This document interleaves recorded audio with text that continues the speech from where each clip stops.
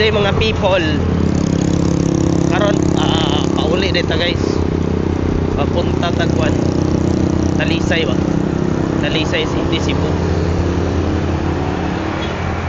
So direta agi sa may SRP karon. Nasa Tubangan ang Sisilex, ang pinakataas nga tulay sa buong Pilipinas. Inindot kayo ang color nga nag one actually. It's color pink and yellow green. Yan. Mas ganahan jud kumuagi diri sa SRP kay gamay ra kayo ang traffic light and then tuloy-tuloy ra kayo ang biyahe kay wala man kayo ni sila yung mga stop over diri, unlike dito sa highway nga moagi tag CIT pa Pardo din ito talusot sa may Tabunok. Naagi kay maagian nga daghang traffic light, so langay kaysa sa biyahe. And aside from that, traffic with dito diri kay dito magod. So that's my main reason kung anong mas ganahan jud ko diri moagi sa SRP. Pin shop. Ang pin shop ba kay mao ginay ako. Pwede i-appeal ko ninyo sa model, charot. Ang tanan akong sanina pin shop kay kuan gyud. Inyuha.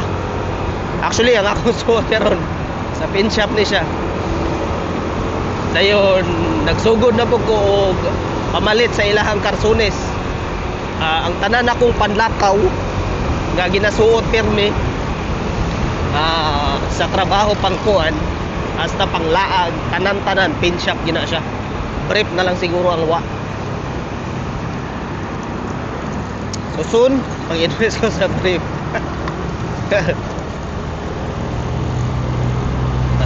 Invest na sa brief sunod.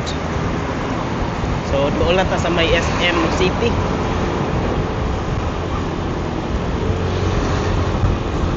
So far as of the moment ang update sa traffic diri sa may SRP sa SRP kay goods ramang kayo. Tuloy-tuloy ang dagan kay wa man nila gi-open siguro diri nga side para sa kuan, para sa access kamo instead mo lipot pa dito sa may El Curso. Diretso na lang dari, pero feel ako ilang i-close kay ganiha mo may ako ang nakabtad lang i-open. Sus pagka unfair ganiha ning lipot yun in taon ko. Bogay karon lang i-open. Ganiha kay mga ningagi ko na mga around 7 PM 1 man. Kinahanglan ako mulipot. So from dito adto ko sa kuan El Curso. Ayun, unahan pa actually sa El Curso kay mulipot ko makatuil hang flyover. So kapilid lang ta guys kay kuan man ta adlok man ta og disgrasya. So mo na ni ako ang life karon, magsige na lang kog istorya kay aron dili boring. So nara guys, grabe kanindot sa Nostar eh. Nara mag-held ang ASEAN Summit. So go-to gina siya actually sa ASEAN Summit.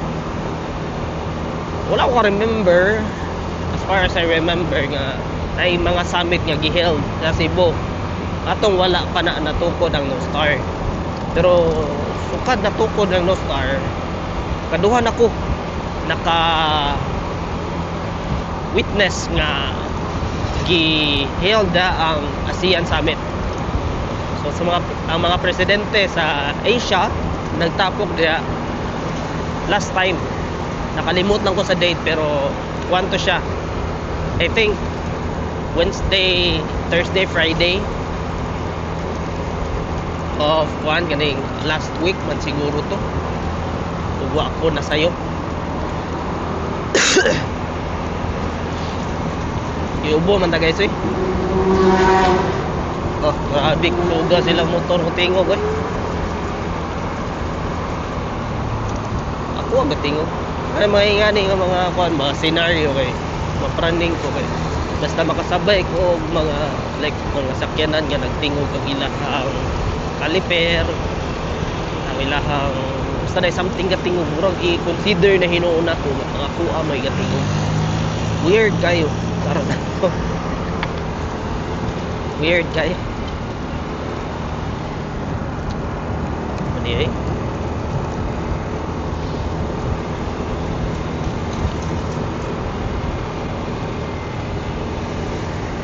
so nanata diri sa may El Corso.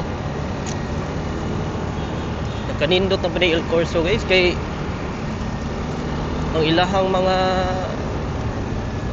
parking ba kay free kayo rin accessible plus daplin pag yung dagat pan kayo relaxing. Actually nabantayan ako sa El Corso ga daghan jud kayo upuan ba kanang daghan na kay sila og mga customer karon nga mo standby during sa ingaron o gabi mga pang dinner ba nga time.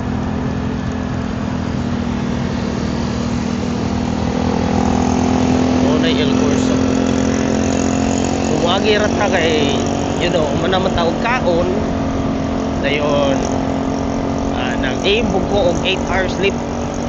Actually 8 hours of uninterrupted sleep. Naka-goal na ko sa kuan. O lagi ni basta makapanag-iya ta og kuan ba smartwatch kay I think ano sa aba ko ning uli diri sa Cebu gikag Mindanao kay basta kuan to siya mga April 12 man siguro to guys. Nakalimot jud ko ay pero murag 1 month naman siguro ko na diri sa Cebu. Feel na ko murag April 12 kuning uli diri sa Cebu. So na purchase na ko ning smartwatch. So from that day nasugda jud ako ang 10,000. So nahimo na lang nako siya strict karon nga from April 12 this year until karon nag May I think 12 ba siguro alo wala na data karon na day ako exact 1 month. So 1 month na ko nag 10k per day. So nasa mga around ano na ko 300,000 steps. Look, ano? So in a span of kuan 1 month mo na akong na himong steps. That's a sort of exercise, taking good care of myself karon. So like way back 3 years ago kuan ko isugdan ako ang pag-remove sa soft drinks. Karon ang nahimo na po na ako habit. Actually I don't know kung how long it will take, pero kuha karon kay kuan guys na 10k steps ko every day. Walay putol 10,000 gid na every day for a month na. So fully makuan yun ako siya ma-maintain kay na maintain man ako ang kuan ang soft drinks. Actually pag-in ako nga dili na gyud mukaon og sugar, pero kay naamang gyud ko ano ay carbs na carb ba carb naman ay carbs which is the rice. So ang carbs mahimo or ma-convert magud siya into sugar, but that's fine kung hindi pa nako or dili pa nako mabiyaan ng sugar. Pero at least ang sa sugar like sa mga drinks, milk tea, hinayon po na siya tanggalon ba. Pero sige lang, hinahinay ta kasi kaluyan ta nga kuan ba ma-manage ra gid nato tanan, and then di na kita matintal sa mga inguna na. Let's just hope and pray for my guys, my good health, so mas maayo gid ang healthy living kita. Bante ta ba ito na ina malangay ko nahulat mo ko nila nga mo abante ba, abante na lang ko kay murag hinay ra kayo sila padagan. So karon nanata diri sa Talisay nga boundary, which is doon siya sa may Port Talisay. So dinhi na magsugod ang mga traffic light, mga kuan siguro ni ka traffic light diri aya ta maka ay beating the red lights punong na. Okay, na beating the red lights. Kamuti rider spotted. Taas sa sila tingay 1,116.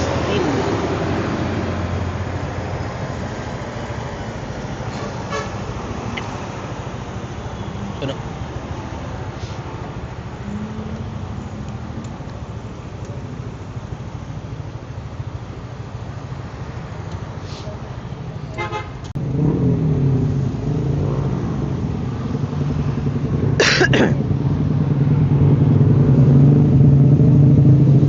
So bugay kitambot sa nakan bugay sila nun abot ah.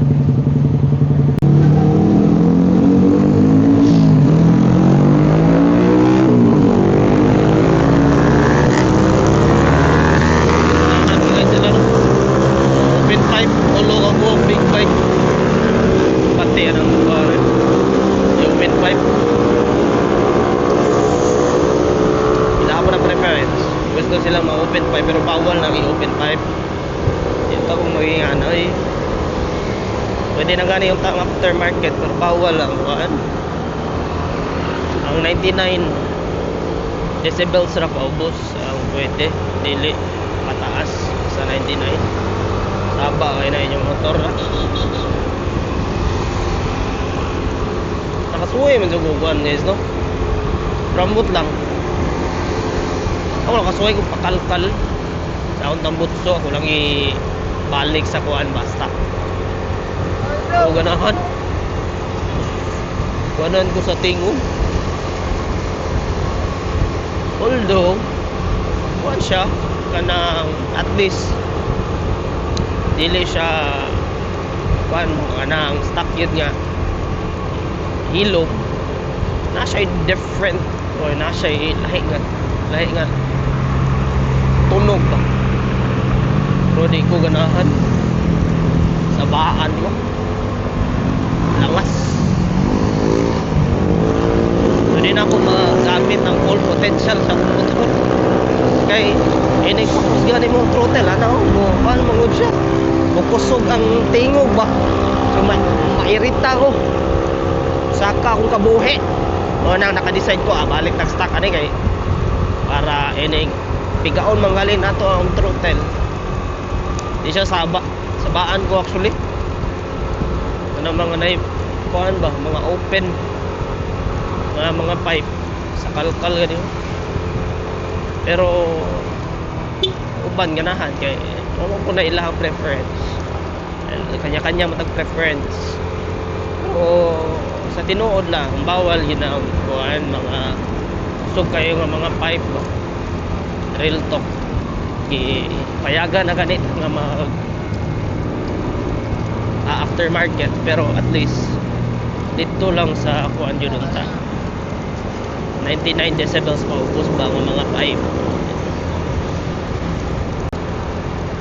So hapit na ta maabot guys na ana kita diri sa Mananga River, which is mulabay ta diri sa kaning Mananga Bridge. Mo ni gi lunupa na tong unang bagyong Tino ba to, wash out yun ang mga balay din sa ilalom. usahay makapangutan natang anong naa sila ilalom di sa kuan tulay. Taas mo ganin tulayo pagkita na humano. Taas ganin tulayo magian yung nagtubig kinaman sa ilalom. Ya tulay na guni siya. So basta tulay understandable nga tubig gina anay hinungdan kung anong gibutangan ni siya tulay kay naagi tubig nga moagid. So di na to ma-blame mga tong mga kababayan nga mo tukod jud og balay lalom kay syempre sa kalisod sa kinabuhi. Diba? Samot na diri sa syudad. Mahal ba kayo ang abangan diri ay abangan pa lang nimo nga sos iinagyod dira huddo ng imuhang kwarta sweldo mga nakag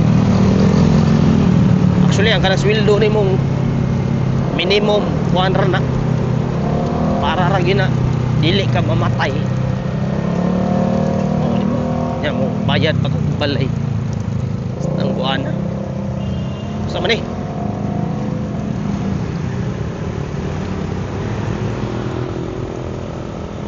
anong daan ni mo agi mga pasyo long vehicle okay ano ipugos nga dari mo agi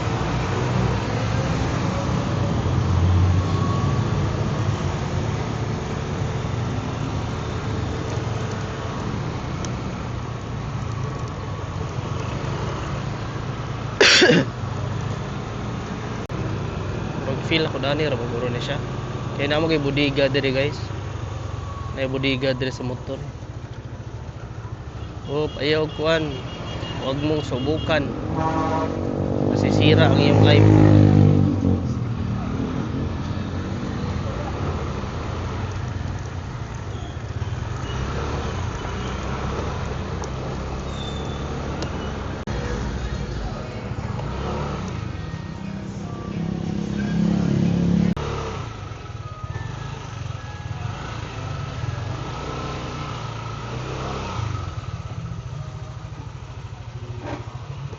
So, dinihira tama na akong video.